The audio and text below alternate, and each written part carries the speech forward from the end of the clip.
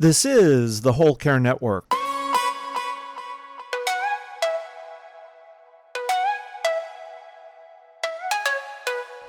Helping you tell your story one podcast at a time. Content presented in the following podcast is for information purposes only. Views and opinions expressed in this podcast are solely those of the host and guest and may not represent the views and opinions of the Whole Care Network. Always consult with your physician for any medical advice, and always consult with your attorney for any legal advice. And thank you for listening to the Whole Care Network.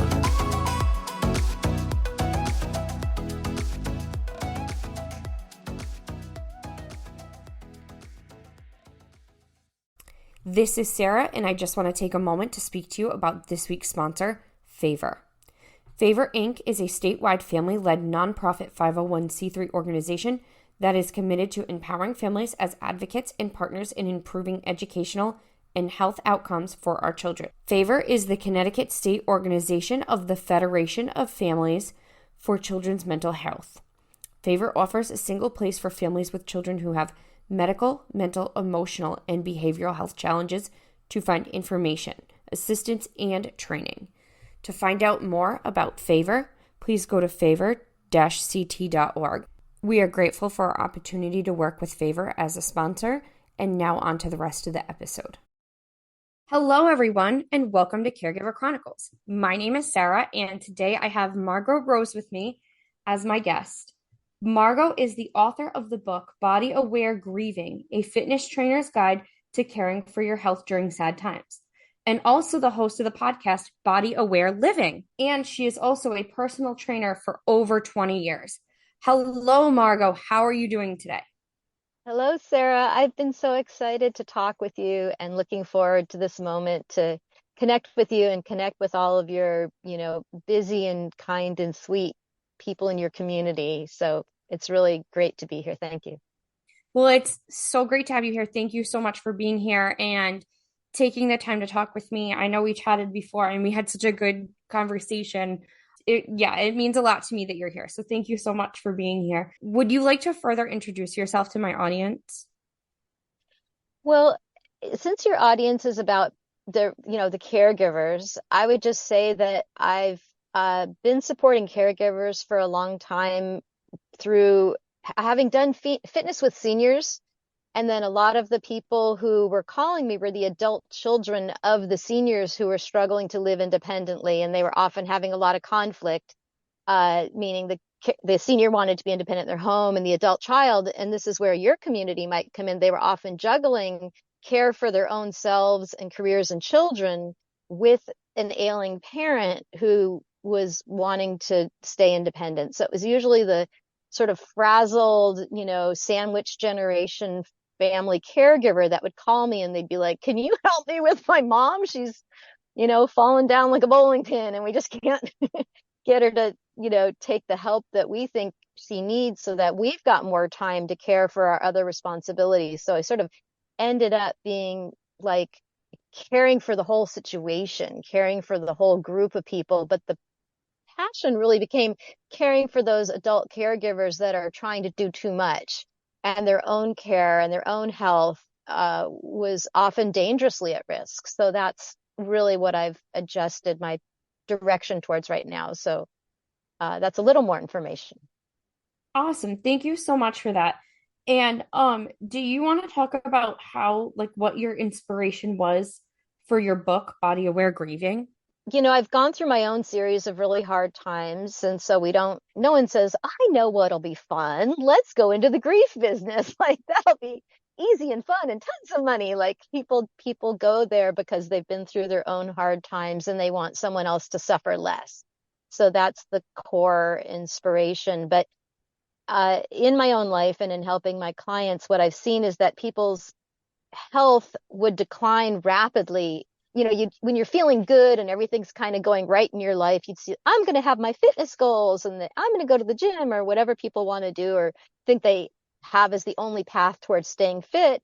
But then as soon as they had a breakup, they had caregiving, they had, caring for a sick pet or the loss of a pet, they had a, loss of a job, worry about finances. Those are the times when people would lose fitness so fast through accidents and injuries and stress-related setbacks. So a stress-related setback could be overeating, over drinking, any sort of coping mechanism. A stress-related setback could be, having so much stress at work that you come home and you blow up at your family. Well, now you've got two problems. You've got a work problem and a family problem. So, how do we lose our less wellness during the hard times has become my orientation towards things, meaning we don't have as much catching up to do in between the life challenges. And for a lot of us, frankly, especially the caregiving sandwich generation or club sandwich generation, if it's got that many layers, we don't really have a lot of clear path to when we're going to feel great enough to take care of ourselves. It's sort of like a moving train for a lot of people's daily life. So I like to just keep things really into the 5 to 15 minute zone of like, what can you do? And could I do something with you in your community right now for 2 minutes? Of course. Let's assume that the perfect care receiving moment isn't going to occur. So what if people right now, I mean, the whole deep breath thing is a little corny, but honestly, it works. So what if we take like 2 or 3 deep breaths, even relax our jaw. We don't understand how much tension we keep in the front of our neck. We think about the back of our neck, but the jaw and our face. Inhale and take 1 big breath. And exhale, relax jaw.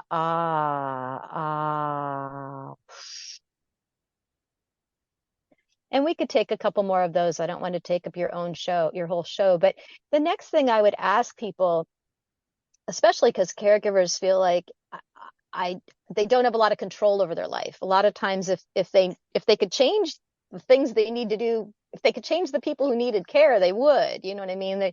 They can feel kind of powerless. So part of maintaining motivation and maintaining sort of reducing depression is to feel like I can influence my own well-being. So one of the things we could do right now is we could start just listeners, as depending on their environment, just start wiggling around and asking yourself the question, how much more comfortable could I be right this minute? Like right this minute, what do you need? Do you need a sip of a beverage? Do you need to stretch? If you've been sitting, do you need to stand? If you've been standing, do you need to sit? A couple shoulder rolls. Like what could you do in the next 30 seconds?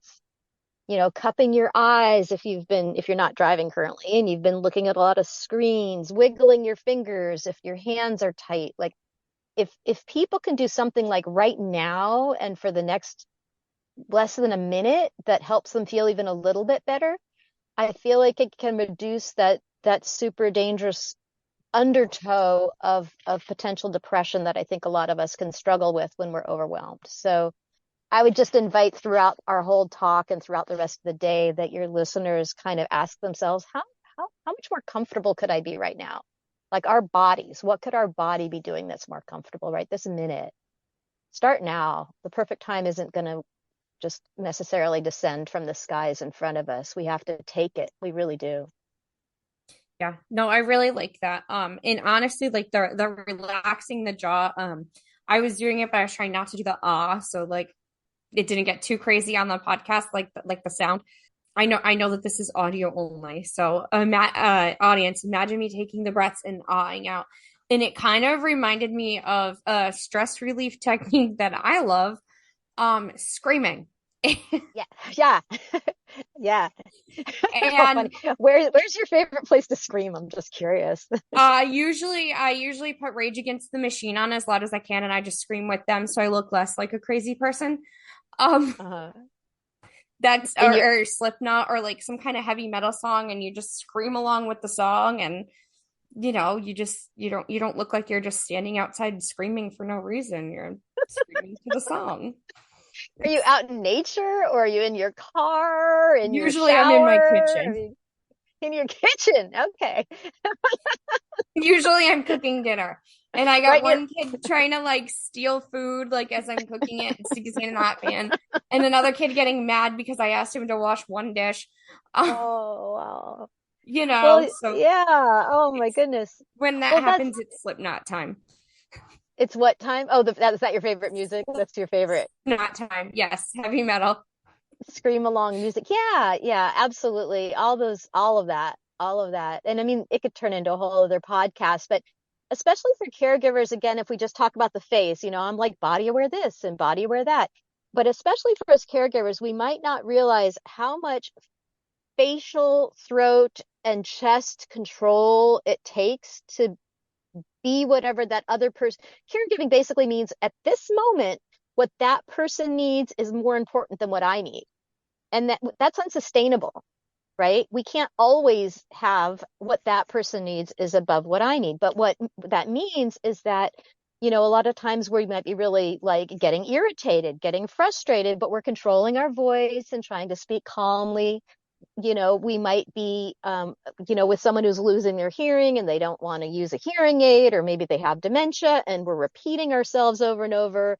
It's getting louder and louder. That's stressing our throat, our voice, and pretending we're in one mood when we're actually in another. We're caregiving and we're visiting someone who's sick or who's dying or whatever, and we're trying to be something in the room, but we're actually, the other thing that goes further down in our bodies. Actually, if people could just cross their hands, if they're not again driving right now, or if they have their hands available safely, if they could just if you just want to cross your hands over your chest and over your throat for a moment, just the middle of your chest, and just take a moment to notice how many muscles there are there. And it's just this area that's protecting our heart. And if you want to, you can move your hands up and even just touch your throat, because a really common sort of overwhelmed person experience is feeling like they need to cry, and they're not in a situation where they can, do that in terms of what's productive, in the middle of work or in the middle of someone who's going to get really scared.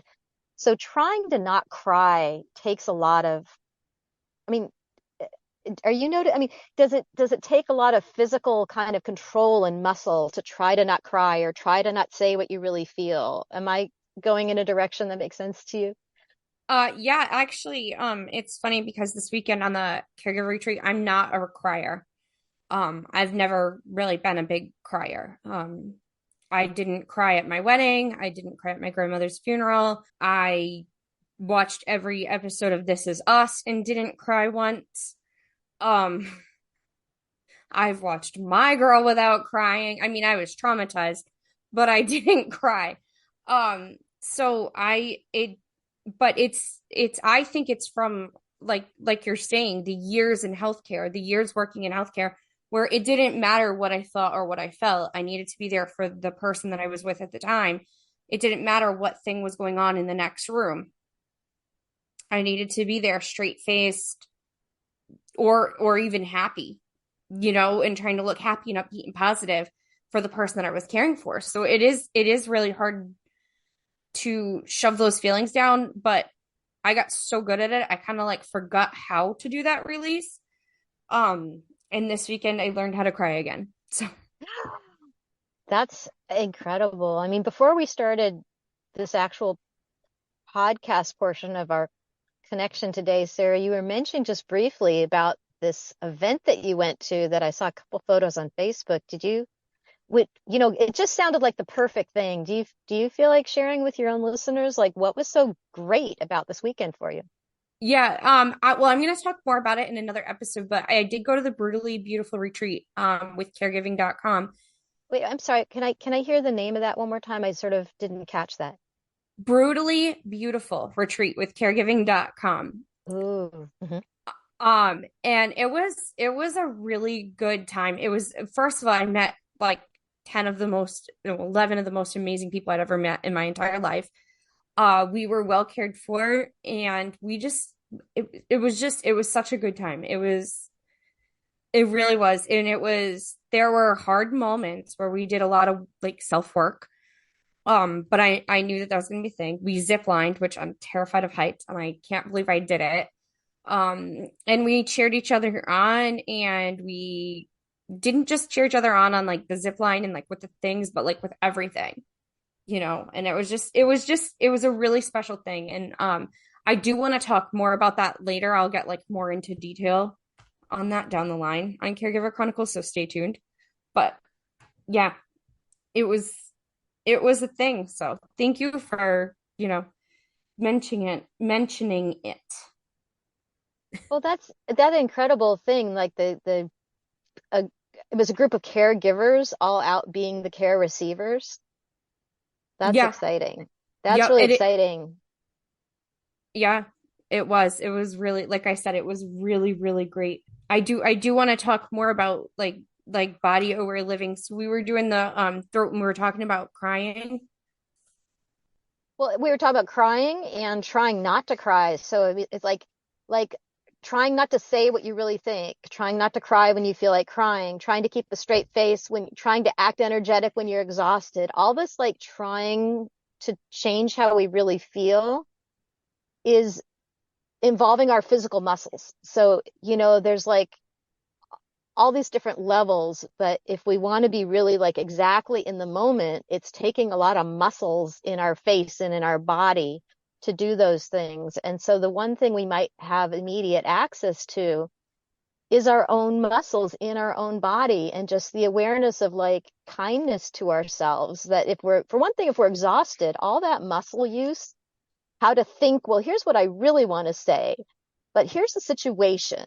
And here's what would be more diplomatic to say. If I say this is likely to, like all of that mental gymnastics that goes into figuring out what to say. And then, people are often clenching their jaw or doing whatever when like this, like, ding, out pops that like statement that you think is going to just get you through the situation easier. So just realizing that that's a ton of work for our body and our mind, and if we're tired there's a reason, Yeah.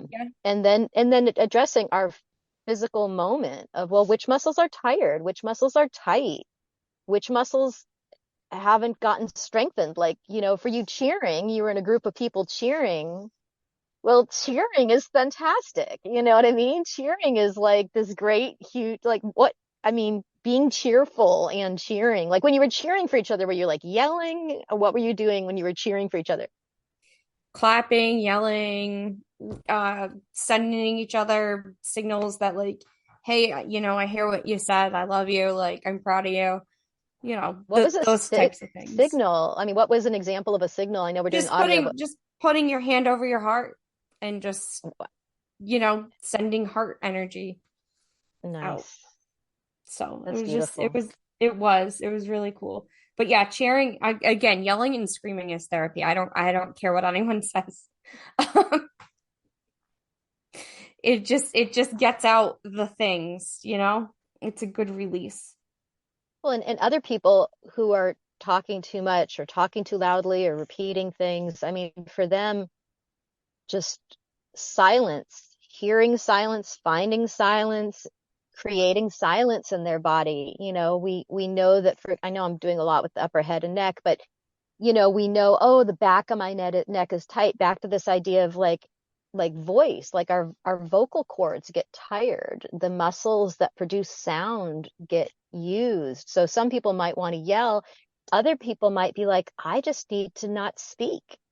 I need to rest my voice. I need to rest my mind. I need to rest my face. I need to, and I need to know myself, you know, what worked for one. I think that the trick to care receiving, which is what you guys were practicing, we keep pushing ourselves to be better and better caregivers. How can I learn to be a better caregiver? How can I build my caregiver skill?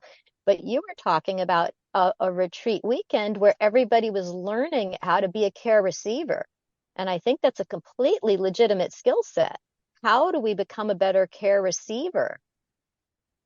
What would we like when it's our turn? What helps us feel better personally? Yelling or quiet, group or alone, one special person, whether we're introverted, extroverted. Do we want to be in nature? Do we want to go to some, wild dance club? What does care receiving mean to us? And that switch, that, oh, now the other person's more important. Oh, now the other person, we keep working that switch that in our life as if it's this like, Pavlovian lever that we can keep, hitting with our little hand that switches to that other person's more important, but we need to get better at, and we can get better at, our care receiving skills. How quickly and with how little amount of guilt, hesitation, regret, or worry can we say, it's my turn now. And I'm not going to waste it worrying that it's my turn. No, it's my turn now. I need it. I want it. I deserve it. How quickly can we get into, oh, my turn? And just go into we can make better use of our time and the limited opportunities in our schedule to receive care if we go, okay, it's my turn. And we know how to flip that switch as well. Does that make sense at all? Yeah, 100% it does, because it's hard to say what you need when you're a caregiver, or what the hardest question I've ever had to answer as a caregiver is, and other family caregivers can relate, what do you need in this moment? Mm. Or what do you want in this moment? There have been times, and I can actually give another example of this. But when you're so busy taking care of everyone else's needs and wants, your needs and wants kind of get smaller, because it's like it's always about them. One time there was a man standing outside with a sign saying that he was hungry. And we were going to McDonald's anyway. And I said, what do you want? I said, I'm going to McDonald's right now with my family. I'll happily buy you something. What do you want? And he looked at me like I was insane. Like nobody had ever asked this man what he wanted before. People just gave him. Wow. And I don't think he knew how to answer that at first. And I said, they have, I said, I can get you a chicken sandwich. I can get you a cheeseburger. I can get you a salad. I can get you whatever you want. What do you want? And he just was like, nobody's ever asked me what I wanted. Wow. I'm like, well, let's get you. I'll be happy to get you whatever. So I got him 2 sandwiches, a water bottle. I think they had bananas there. So I'm like, you know what? I'll get this guy a banana. Have something for later too. And it was just such a powerful moment for me to realize that that question isn't always asked. We forget to ask that to people who need things the most. It's what do Wow. you know what I mean? Like we forget that. And especially for family caregivers, nobody asks us what we want or what we need. And half the time we have no idea, or what we like even. I can't tell you how many family caregivers I know who don't even know what they like anymore, because they've been so ingrained with the caregiving. And it was just such a powerful moment to me again in that sense. But yeah, like you're saying, like we don't always know what our body needs. We don't always know what our body wants, or how to relax, or how to recharge, because we forget. Time goes on and we just forget it.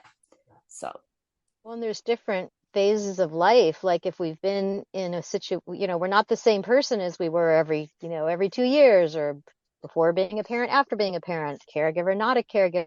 Like, that deer in headlight moment in your beautiful story, I have a series of like four, to simplify with caregivers. I have a series, like when I'm doing like caring for the caregiving coaching, which is something I love. I try to keep things to only 3 or 4 of anything. I have 4 questions that I start with for caregivers. Do you have curiosity? Should I mention any of those? yeah, let's do it. Let's share it. Yeah. This first question just gets that deer in headlights moment, like that you were saying with this guy. The first question I ask is, are you as important as the people you're caring for? Right?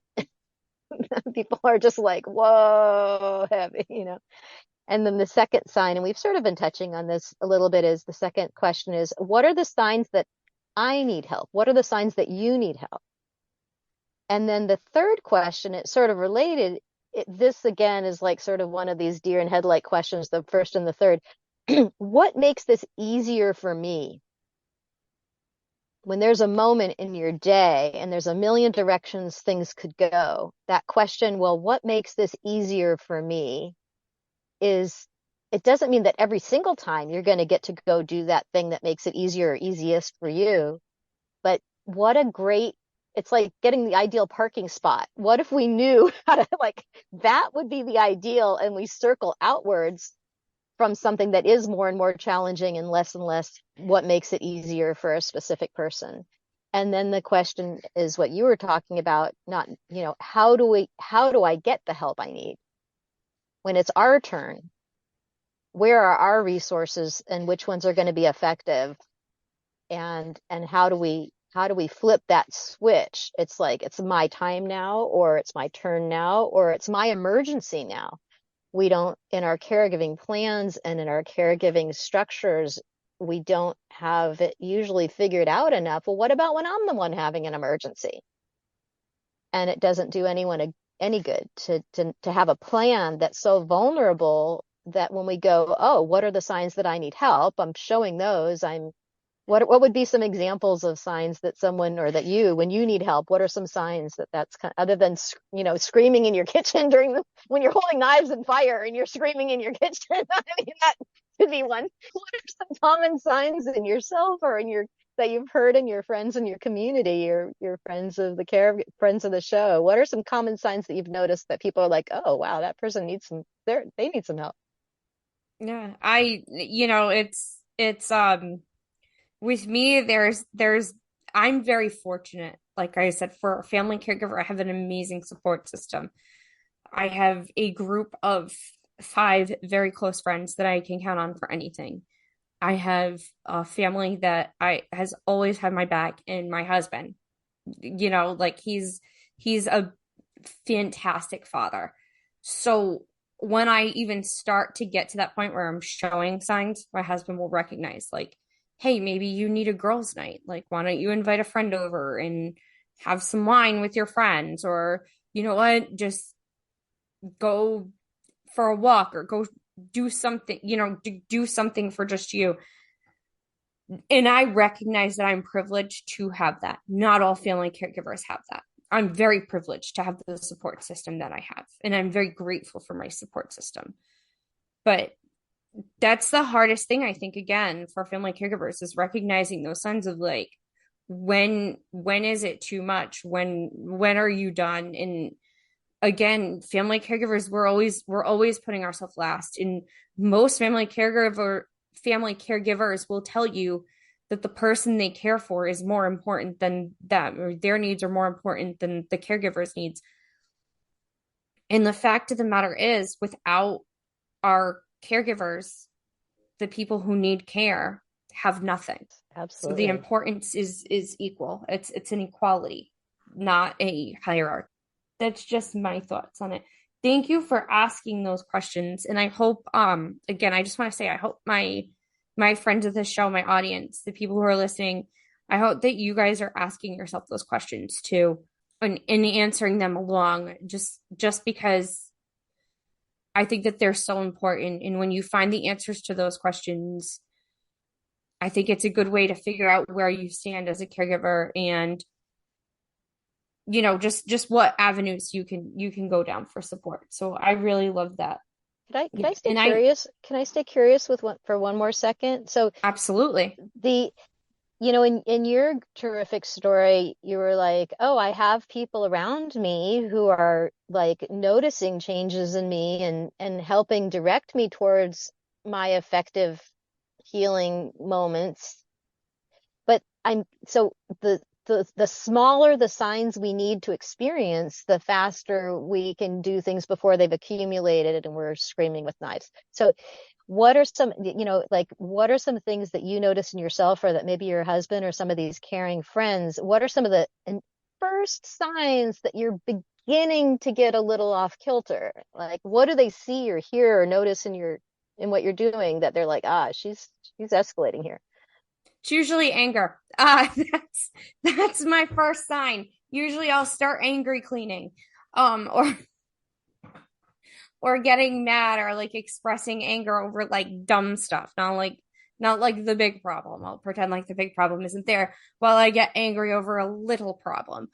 And that's just my thing. Usually, like, I don't really have any great examples of it at this time, but I'll angry clean. I'll get up in the cabinet, I'll be like, oh my God, this cabinet is a mess. I just cleaned it. And I'll start angrily throwing things off the shelves and slamming things down. And usually it's just empty boxes and things like that I'm like tossing around the house. And my kids will be looking like, all right, here she goes.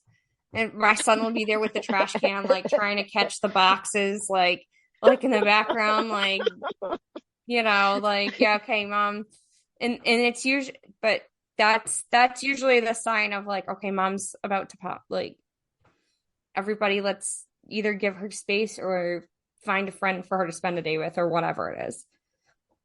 And when you come back, that's awesome. I mean, I know this is just a podcast. We're not going to use the video, but I get to see you, and the image of you, you're showing as I could picture you standing on a stepladder because you're showing your arms hurling things over your shoulders behind you, and the visual, even if we don't use it, is just hilarious of that scene.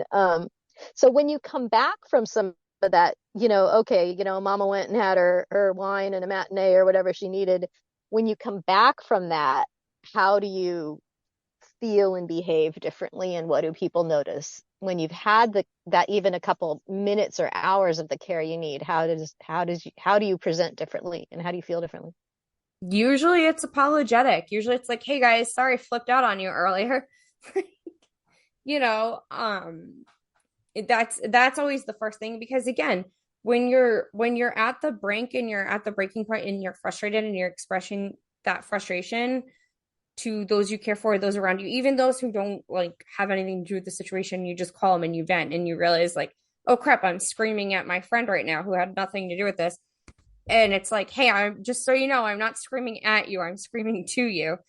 And you know what I mean? Like usually it's an apologetic feeling. And then that comes with the next layer of the guilt, like, oh crap, I shouldn't have done it. But also though, it's a reminder of like I'm human and like I messed up, I needed a break. And I don't know. I don't really that's yeah, that's just usually after that I'm calmer and everything's fine and we can go about our day as planned or whatever evening, whatever it is. Thank you for adding those extra layers of detail. That's that whole combination of things that we're discussing is what I would put into the category of injury reduction. Injury to our own body, but also injury to our relationships, injury to our housing situation, injury to our finances, injury to, some one of our goals that we've been working towards that we can kind of blow pretty easily by, popping off with something that's inappropriate or, pounding away and sending some angry email that you can't unsend. I mean, that whole combination of how do we already have enough problems. How do we not create more problems while we're in a level of low function is just the whole philosophy that I'm trying to get better at with people. I think that that's such a great thing to do. I also wanted to talk because I know you have a lot, like you talk about grieving a lot in your book, Body Aware Grieving, and I want to talk a little bit about how grief affects our body. The first question would be really open-ended of like people would say, well, what is grief? And how do I know if I'm experiencing it? And that question, like what is the word grief and grieving?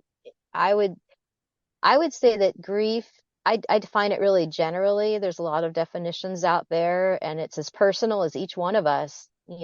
Each person's going to really be very different, and what we each find healing, what upsets us each is different, and what we each find healing is different. So I consider grief very broadly kind of anything we wish was different and we don't have control over, like really generally, whether we had to move out of a house that we loved, even if it's because a partner had some great job opportunity somewhere else. I mean, I think the broader any life change or disappointment that we wish were a little bit different could cause what I would say is a moment, grief over a period of aging. Oh, I used to love being in college and it was easy to see my friends. And, now some of them aren't as accessible or, anything that I think is sort of a deep disappointment could be, to me, triggering a sense of grief. And the idea of grief to me is like, just the first question is like, what's happening? Like, what is the situation? Just the reality. People are like, well, my mom passed away or whatever. And it's like, well, what happened? Well, I used to have a mom and now I don't. Like, just this confusion.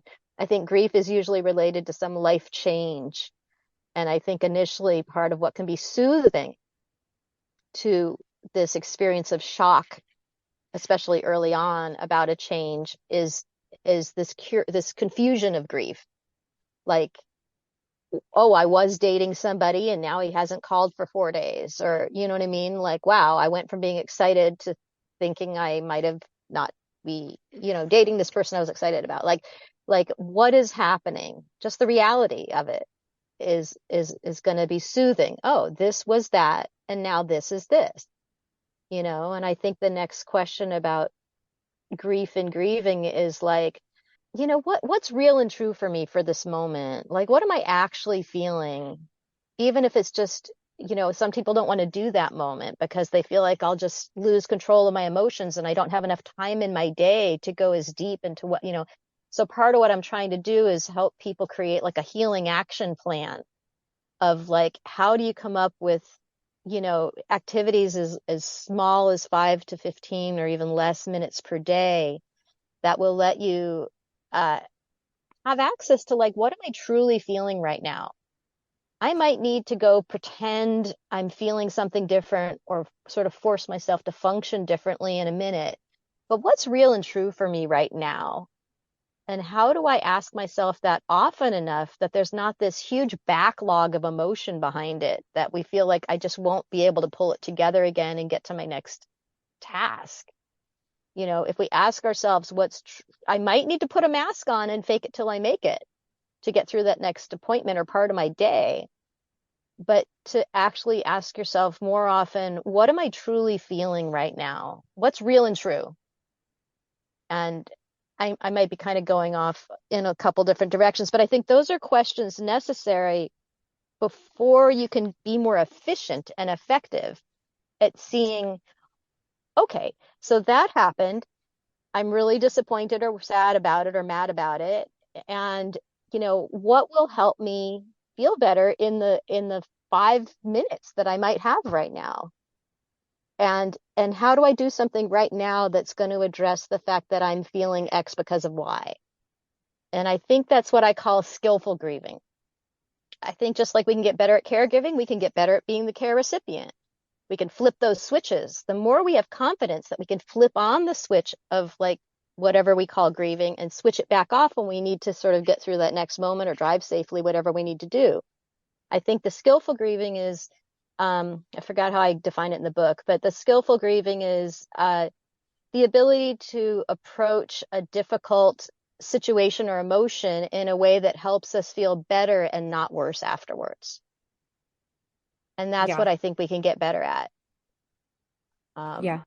If we're going to have a lot of regret, shame, guilt, worry, ruminating over something, berating ourselves over something we wish were different, that we had done differently, those kinds of emotions I think are very common, but I also would say that skillful grieving is learning how to spend less time in those emotions, because I think we can spend a lot of energy feeling shame, guilt, regret, worry, and those emotions usually don't produce much. They cost a lot to our daily body, but they usually don't produce much for us. They don't produce relief. They don't produce solutions. They don't improve our level of function throughout the day.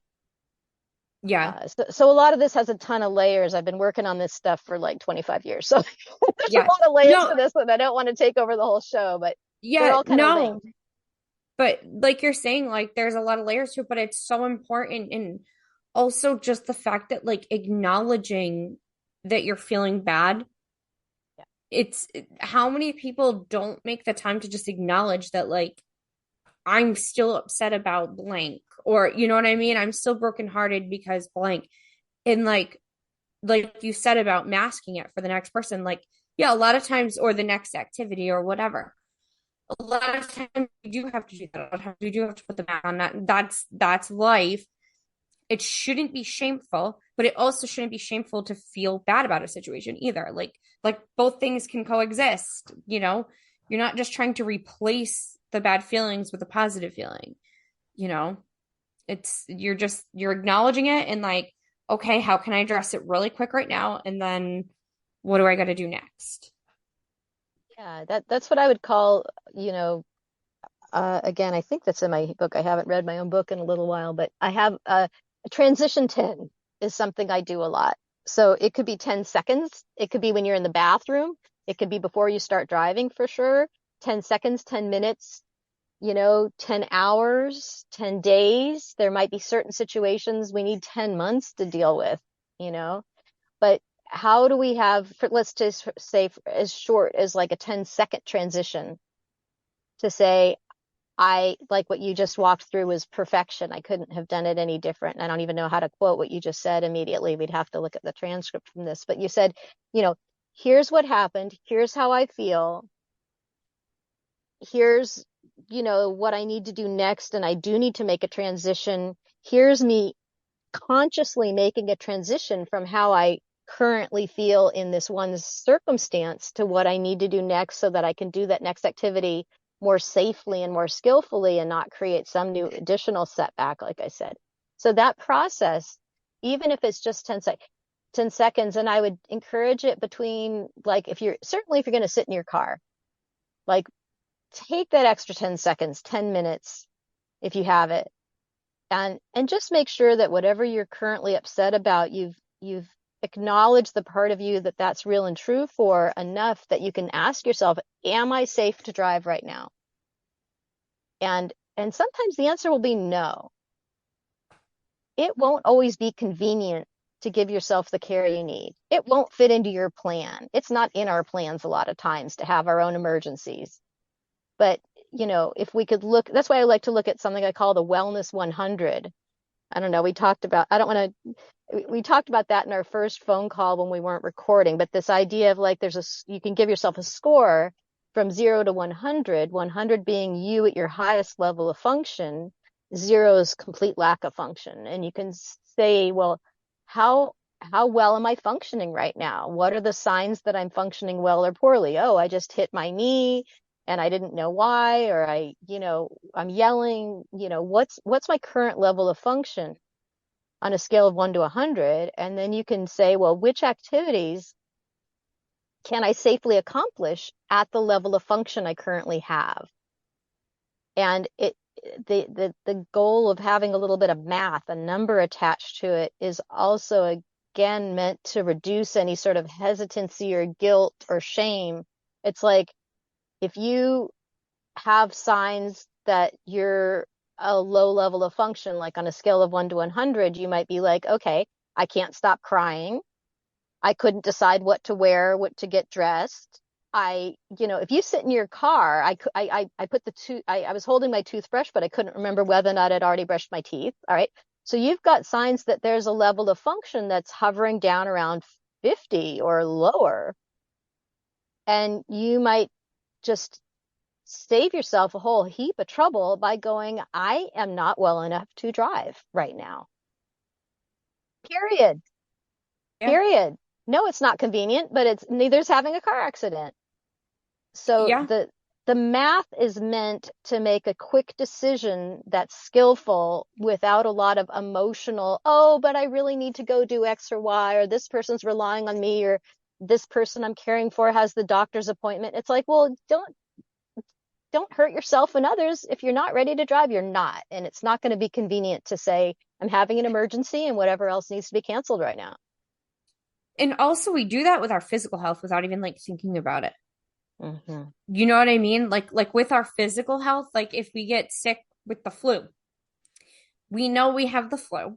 We know we shouldn't be going to, I hope to God anyway, that anyone who listens to my show, when they're sick with the flu, that they're staying home and in bed because, well, again, you don't want to hurt others. You don't want to give the flu to others. Are you really safe to drive if you got like a 103 fever and you're a little bit delirious and you're going back from hot and cold? You know what I mean? Like, should you really be at work that day? Do you really need to do these things? Are you going to be able to focus when you're physically ill? We just forget to do that with our mental health. But we do that with our physical health all the time. Can I physically safely accomplish this task? How many times do we do something and the question is, are you physically safe to do, even again, for example, ziplining? You can't zipline if you have like a major heart condition. Are you physically safe to do it? Yes or no? It's kind of one or the other. Same thing with driving. If you're blind, you're physically not safe to drive. There's no stigma to that.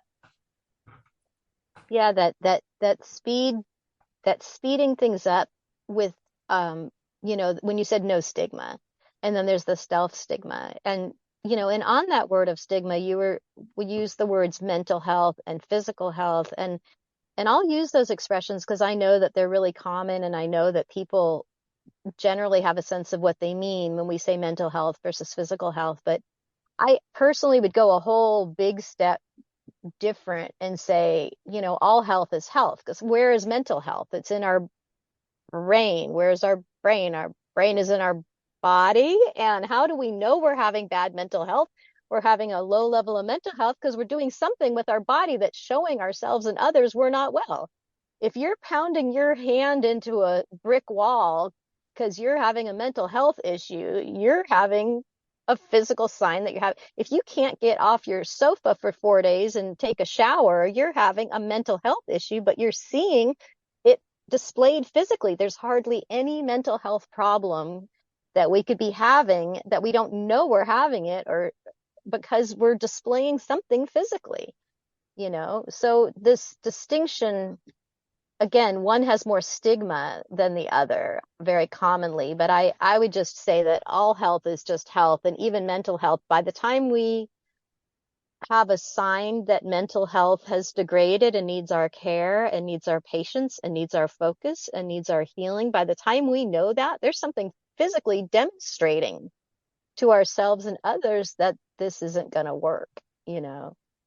Yeah, Um, so, I mean, could I go back? Because I've sort of addressed that in the sort of there's the basic kind of wellness 100, and I've got a level that you and your people are probably really skillful enough and to kind of get this advanced level. Can I share that one more level?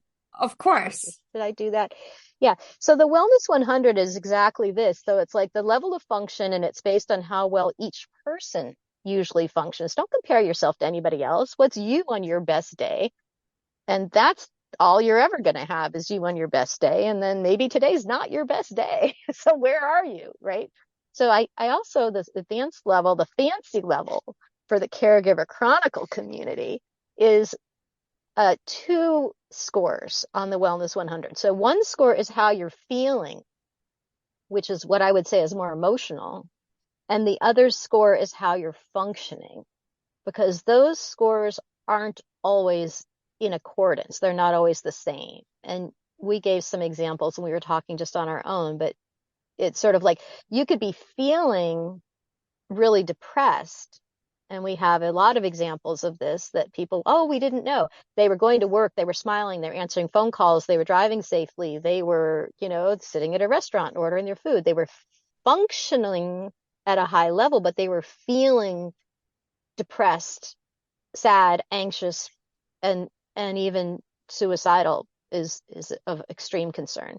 So you could be your feeling number, what you're happening in emotionally could be potentially low, but you could be functioning outwardly at a pretty high level. And the reverse can be true too. You could be functioning level, you have a flu, you have a cold. Well, you can't sit up you can't sit up at the edge of your bed without thinking you're going to vomit. Well, that's a really low level of function, but you could actually be feeling pretty okay. Life's going well. You're getting ready for your, something you're looking forward to. You could actually be quite happy or satisfied, but your function level's low. So if people could say how they're feeling, what's happening to me emotionally right now, and how am I functioning, both those numbers can help you make a better choice throughout the day when they're combined.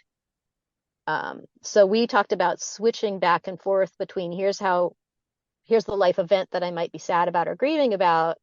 That's what I'm feeling, right? I'm sad at this level over this thing, for example. But functioning is, okay, but I'm actually functioning pretty well, we should be proud of that if it's happening that way. And sometimes we're not, but if you have both those numbers and you can add the mathematics to it, um, I either do have the numbers I need to go accomplish this next task or I don't. and maybe we can just get through each day a little easier because we're not spending as long making those decisions. Yeah.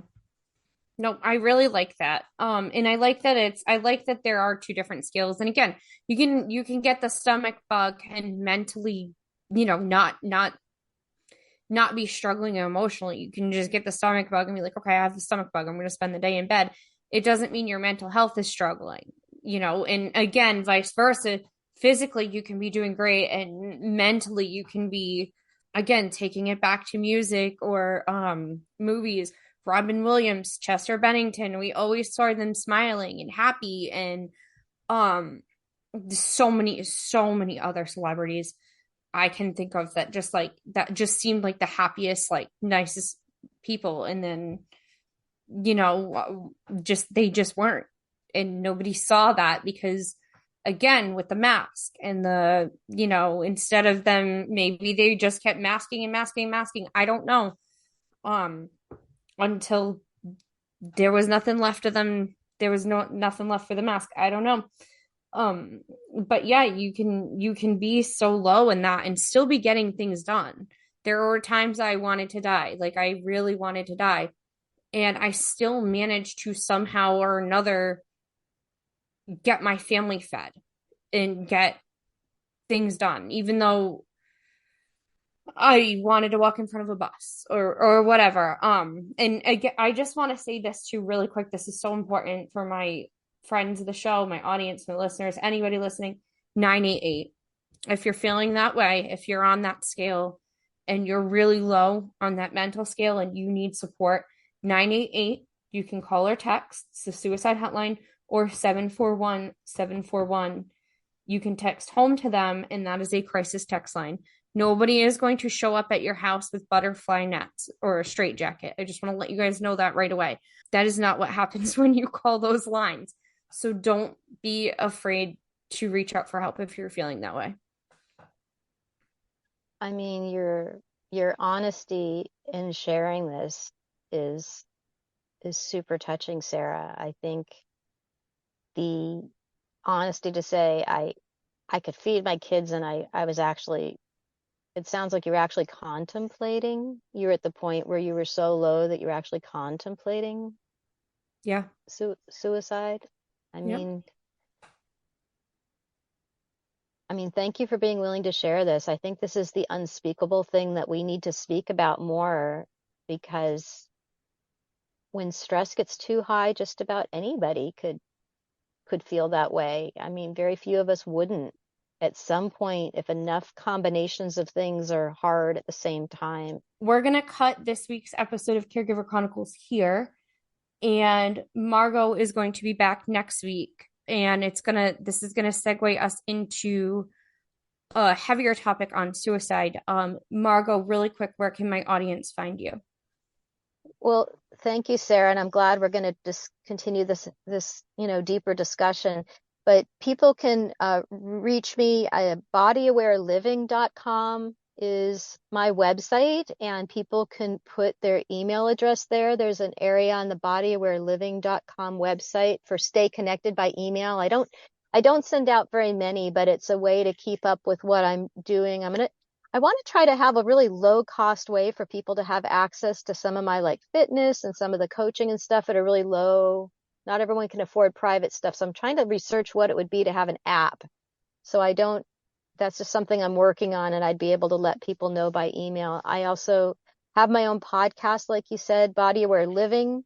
So I'm on WCN. I'm on the Whole Care Network. If people listen from there, I also have my page on the Whole Care Network, but also wherever most podcasts are being heard. I also have Body Aware Living on YouTube, and then there's videos of my podcasts and also some of my exercises and stuff. Body Aware Living, if they wanted to subscribe and get notified, because I want to interview you and your husband if he's available. So I want to have you guys as guests on my show as well, and that's how Yes. they'd make your friends of your show would be able to hear and know that when you as a guest comes on. So those are some of the things. There's also a Facebook group, Body Aware Living. And yeah, that's some of the main ways that we can just move forward together. And I'm just really passionate about having as many people who need it have access to, if there's any way I can help any of you get through your day a little easier, that's just really a joy to do so. Thank you so much, Margo. And again, all of your links will be in our show notes for my audience, and we will also share them out and include them when we share this episode. So thank you for listening, and we'll see you next week.